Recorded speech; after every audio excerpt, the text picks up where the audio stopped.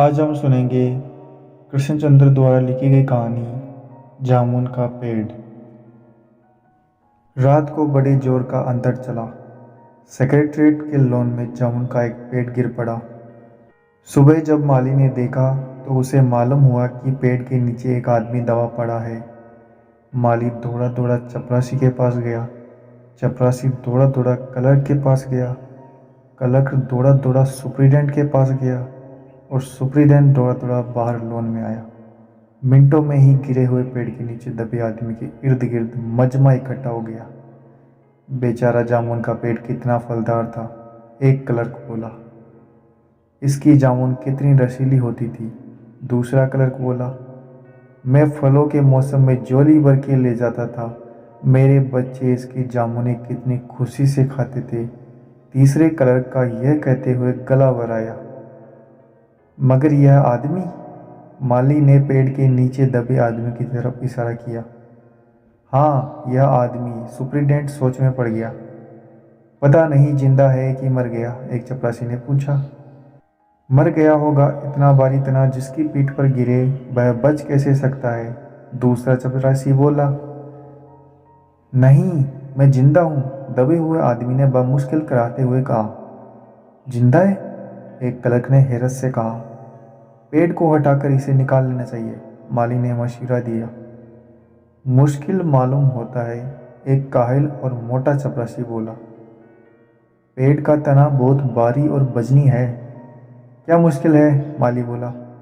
अगर सुपरिटेंडेंट साहब हुक्म दें तो अभी 15-20 माली चपरासी और क्लर्क जोर लगा के पेड़ के नीचे दबे आदमी को निकाल सकते हैं। माली ठीक कहता है, बहुत से क्लर्क एक साथ बोल पड़े। लगाओ जोर, हम तैयार हैं। एकदम बहुत से लोग पेड़ को काटने पर तैयार हो गए। ठहरो, सुपरिटेंडेंट बोला, मैं अंडर सेक्रेटरी से मशविरा कर लूँ। सुपरिटेंडेंट अंडर सेक्रेटरी के पास गया, अंडर सेक्रेटरी डिप्टी सेक्रेटरी के पास गया, डिप्टी सेक्रेटरी जॉइंट सेक्रेटरी के पास गया, जॉइंट सेक्रेटरी चीफ सेक्रेटरी के पास गया, चीफ सेक्रेटरी ने जॉइंट सेक्रेटरी से कुछ कहा, जॉइंट सेक्रेटरी ने डिप्टी सेक्रेटरी से कुछ कहा, डिप्टी सेक्रेटरी ने अंडर सेक्रेटरी से कहा। फाइल चलती रही, इसी में आधा दिन गुजर गया।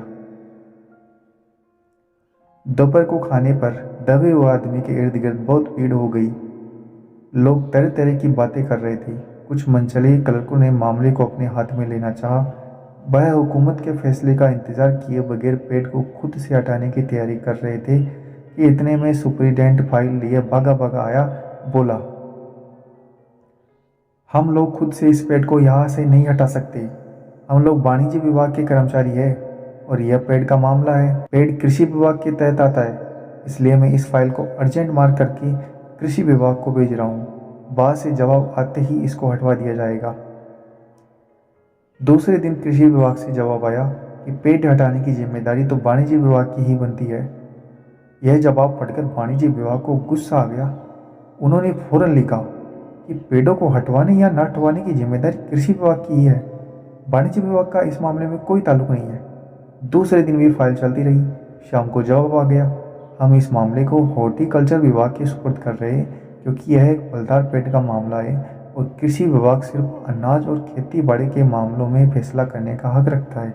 जामुन का पेड़ एक फलदार पेड़ है, इसलिए पेड़ हॉर्टिकल्चर विभाग के अधिकार क्षेत्र में आता है। रात को माली ने दबे हुए आदमी को दाल भात खिलाया। हालांकि लॉन के चारों तरफ पुलिस का पहरा था कि कई लोग कानून अपने हाथ में लेकर पेड़ को खुद से हटाने की कोशिश ना करें।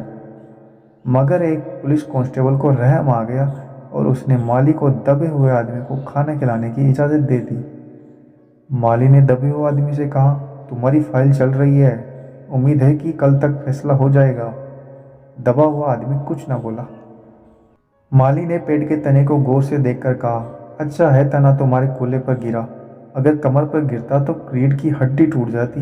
दबा हुआ आदमी फिर भी कुछ ना बोला। माली ने फिर कहा, तुम्हारा यहाँ कोई वारिस हो तो मुझे उसका अता पता बताओ, मैं उसे खबर देने की कोशिश करूँगा। मैं लावारिस हूँ, दबे हुए आदमी ने बड़ी मुश्किल से कहा। माली अफसोस जाहिर करता हुआ बाहर से हट गया। तीसरे दिन हॉर्टिकल्चर विभाग से जवाब आ गया।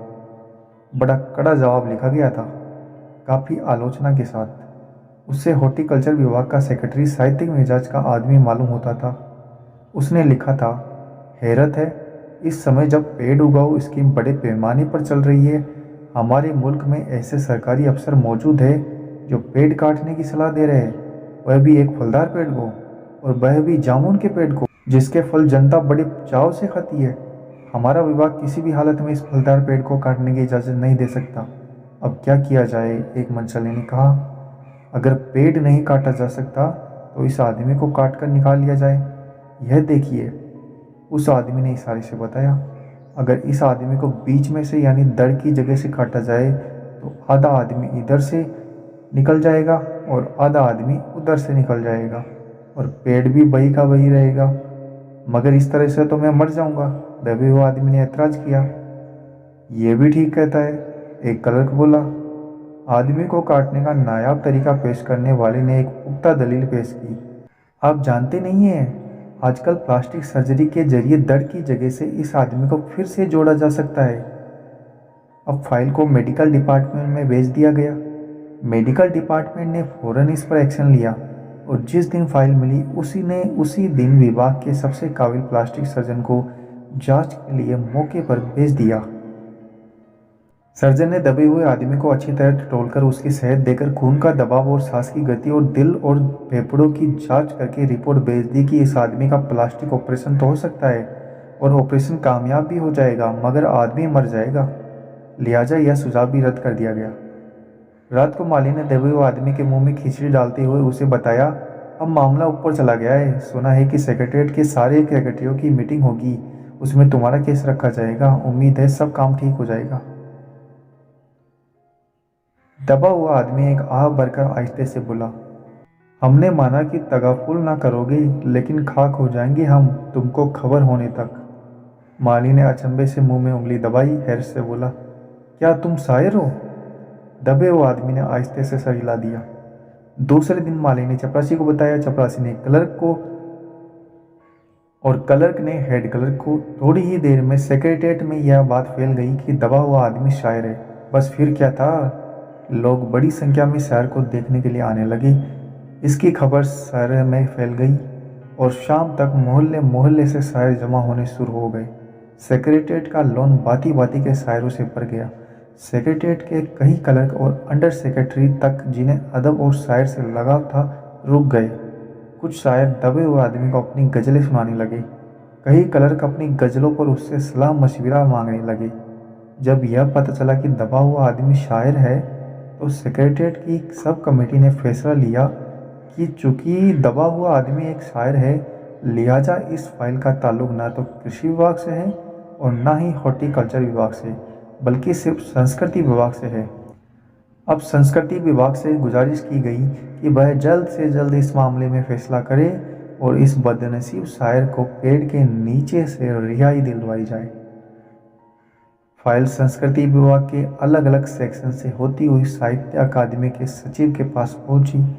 बेचारा सचिव उसी वक्त अपनी गाड़ी में सवार होकर सेक्रेटेरिएट पहुंचा और दबे हुए आदमी से इंटरव्यू लेने लगा। तुम शायर हो? उसने पूछा। जी हाँ, दबे हुए आदमी ने जवाब दिया। क्या तकल्लुस रखते हो? अवश्य। अवश्य? सचिव जोर से चीखा। क्या तुम वही हो जिसका मजमुआ एक कलाम अक्स के फूल हाल ही में प्रकाशित हुआ है? दबे हुए शायर ने इस बात पर सिर हिलाया। क्या तुम हमारी अकादमी के मेंबर हो? सचिव ने पूछा। नहीं। हैरत है, सचिव जोर से चीखा। इतना बड़ा शायर, अवस के फूल का लेखक, और हमारी अकादमी का मेंबर नहीं है? उफ उफ, कैसी गलती हो गई हमसे। कितना बड़ा शायर और कैसे गुमनामी के अंधेरे में दबा पड़ा है। गुमनामी के अंधेरे में नहीं, बल्कि एक पेड़ के नीचे दबा हुआ। भगवान के लिए मुझे इस पेड़ के नीचे से निकालिए, अभी बंदोबस्त करता हूँ। सचिव फौरन बोला और फौरन जाकर उसने अपने विभाग में रिपोर्ट पेश की। दूसरे दिन सचिव भागा भागा शायर के पास आया और बोला, मुबारक हो, मिठाई खिलाओ, हमारी सरकारी अकादमी ने तुम्हें अपनी साहित्य समिति का सदस्य चुन लिया है। ये लो ऑर्डर की कॉपी। मगर मुझे इस पेड़ के नीचे से तो निकालो, दबे हुए आदमी ने कहा कर कहा। उसके सांस बड़ी मुश्किल से चल रही थी। उसकी आंखों से मालूम होता था कि वह बहुत कष्ट में है। ये हम नहीं कर सकते, सचिव ने कहा। जो हम कर सकते थे वह हमने कर दिया है। बल्कि हम तो यहाँ तक कर सकते हैं कि अगर तुम मर जाओ तो तुम्हारी बीवी को पेंशन दिला सकते हैं। अगर तुम आवेदन दो तो हम ये भी कर सकते हैं। मैं अभी जिंदा हूँ, शायर रुक कर बोला। मुझे जिंदा रखो, मुसीबत यह है, सरकारी अकादमी का सचिव हाथ मलते हुए बोला। हमारा विभाग सिर्फ संस्कृति से ताल्लुक़ रखता है। आपके लिए हमने वन विभाग को लिख दिया है, अर्जेंट लिखा है। शाम को माली ने आकर दबे हुए आदमी को बताया कि कल वन विभाग के आदमी आकर इस पेड़ को काट देंगे, तुम्हारी जान बच जाएगी। माली बहुत खुश था। हालांकि दबे हुए आदमी की सेहत जवाब दे रही थी, मगर वह किसी न किसी तरह अपनी ज़िंदगी के लिए लड़ी जा रहा था। कल तक, सुबह तक किसी न किसी तरह उसे जिंदा रहना है। दूसरे दिन जब वन विभाग के आदमी आरी कुल्हाड़ी लेकर पहुंचे तो उन्हें पेड़ काटने से रोक दिया गया। मालूम हुआ कि विदेश मंत्रालय से हुक्म आया है कि इस पेड़ को ना काटा जाए। वजह यह थी कि इस पेड़ को 10 साल पहले पिटोनिया के प्रधानमंत्री ने सेक्रेटेरिएट के लॉन में लगाया था। अब यह पेड़ अगर काटा गया तो इस बात का पूरा अंदेशा था कि पिटोनिया सरकार से हमारे संबंध हमेशा के लिए बिगड़ जाएंगे। मगर एक आदमी की जान का सवाल है, एक क्लर्क गुस्से से चिल्लाया। दूसरी तरफ दो हुकूमतों के ताल्लुकात का सवाल है। दूसरे क्लर्क ने पहले क्लर्क को समझाया, और यह भी तो समझ लो कि पिटोनिया सरकार हमारी सरकार को कितनी मदद देती है। क्या हम इनकी दोस्ती खातिर एक आदमी की ज़िंदगी को भी कुर्बान नहीं कर सकते? शायर को मर जाना चाहिए? बिल्कुल, अंडर सेक्रेटरी ने सुप्रिटेंडेंट को बताया। आज सुबह प्रधानमंत्री दौरे से वापस आ गए हैं। आज 4 बजे विदेश मंत्रालय इस पेड़ की फाइल उनके सामने पेश करेगा। वो जो फैसला देंगे वही सबको मंजूर होगा। शाम 4 बजे खुद सुप्रिटेंडेंट शायर की फाइल लेकर उसके पास आया। सुनते हो? आते ही खुशी से फाइल लहराते हुए चिल्लाया, प्रधानमंत्री ने पेड़ काटने का हुक्म दे दिया है और इस मामले की सारी अंतर्राष्ट्रीय जिम्मेदारी अपने सिर पर ले ली है। कल यह पेड़ काट दिया जाएगा। तुम इस मुसीबत से छुटकारा पालोगे। सुनते हो? आज तुम्हारी फाइल मुकम्मल हो गई। सुप्रिटेंडेंट ने शायर के बाजू को हिलाकर कहा, मगर शायर का हाथ सर्द था। आंखों की पुतलियां बेजान थी और चींटियों की एक लंबी कतार उसके मुंह में जा रही थी। उसकी ज़िंदगी की फाइल मुकम्मल हो चुकी थी। अगर आपको यह कहानी पसंद आई तो हमारे चैनल को सब्सक्राइब कीजिए, लाइक कीजिए, अपने दोस्तों के साथ शेयर करिए। धन्यवाद।